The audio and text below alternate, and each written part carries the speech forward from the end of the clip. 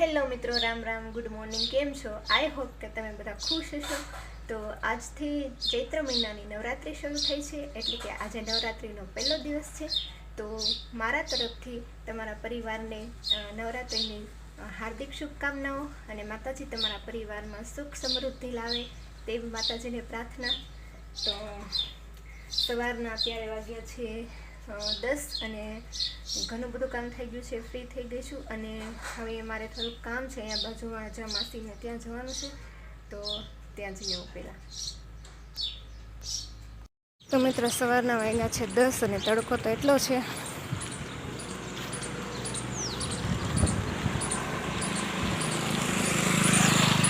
કે જાણે બપોરના કેટલા 2-3 વાગ્યા હોય એટલો તડકો છે. અહીંયા કેટલા ચીકુ છે આ ઘરમાં.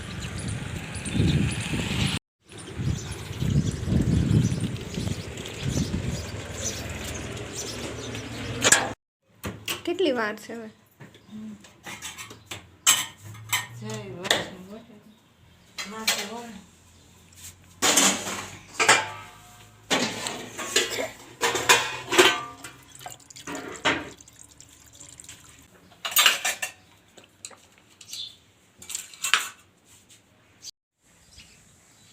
તો મિત્રો, અત્યારે વાગ્યા છે બપોરના 4 કે 4:30 જેવું થયું છે.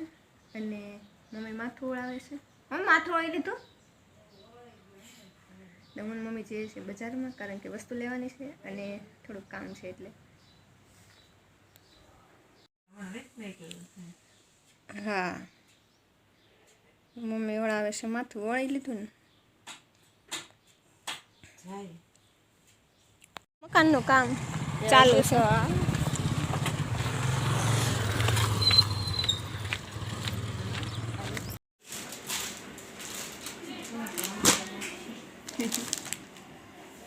આવું પ્લેનમાં નથી, જીને ડિઝાઇનમાં આવતું ને એમાં આવું તો હા એમ કે જેટલા દીકરા એમાં 4,000 દેવાના. નવી બને છે. નવી શરૂ થઈ તો હા, તો વાંધો નથી. 2000માં તૂટી થાકીને આવી ગયા છે ઘરે. હે, કાંઈ નહીં, હવે આવશે કાલે પાછી. લીધું કાંઈ નહીં, પણ થાકી ગયા.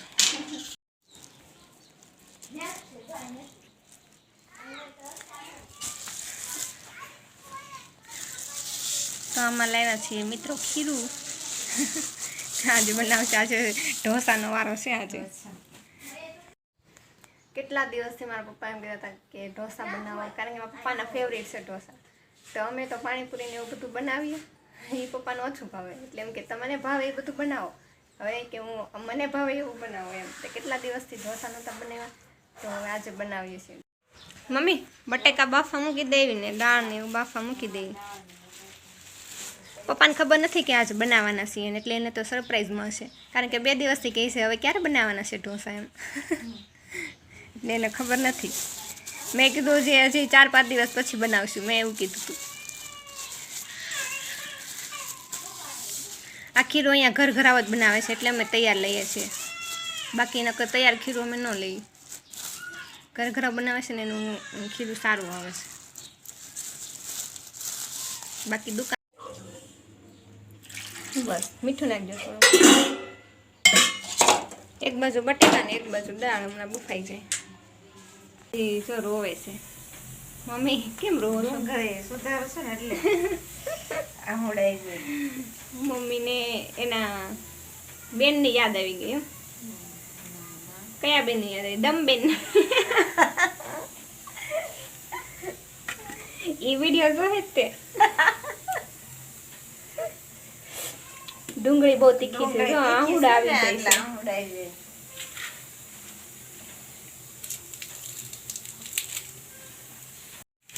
આજ મને માસીએ મમ્મી હરગવાનું શાક શીખવાડ્યું, નવીન રીતે બનાવવાનું. મેં કીધું હવે હું એવી રીતે બનાવીશ.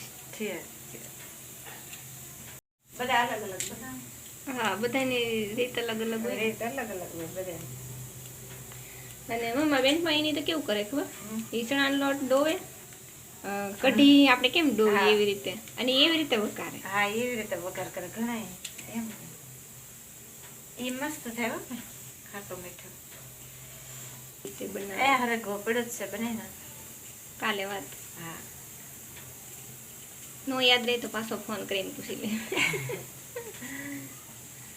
હાલો હાલો બટેકા બફાઈ ગયા છે એ તો બટાકા બફાઈ ગયા, દાળ બફાવા આવી છે. આની સાદું ખડું.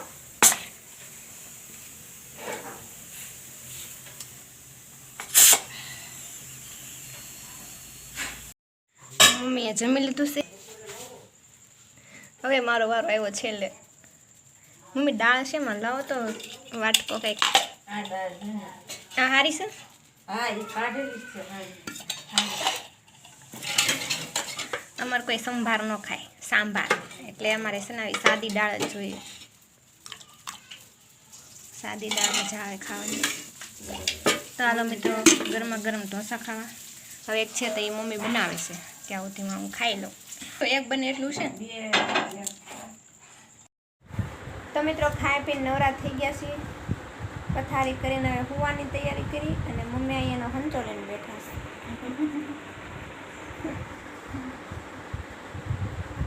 એને રોજ કંઈક ને કંઈક બાકી જ હોય. મમ્મી તમે કેટલા ઢોસા ખાધા? 3. મેં કેટલા ખાધા? મેં એટલા જ ખાધા, 2.5-3 જેટલા ખાધા. તો પેટ ફૂલ થઈ ગયું છે, હવે ઊંઘ આવે, ઘેન ચડે છે. બહુ ખાવે એટલે ઘેન બહુ ચડે. તો મિત્રો વિડીયોનો એન્ડ કરું છું. જો તમને ગમે હોય તો લાઈક શેર સબસ્ક્રાઈબ કરી દેજો. મળે એક નેક્સ્ટ વિડીયોમાં. જય Shri Radhe Radhe, bye bye, Tata, C you, good night.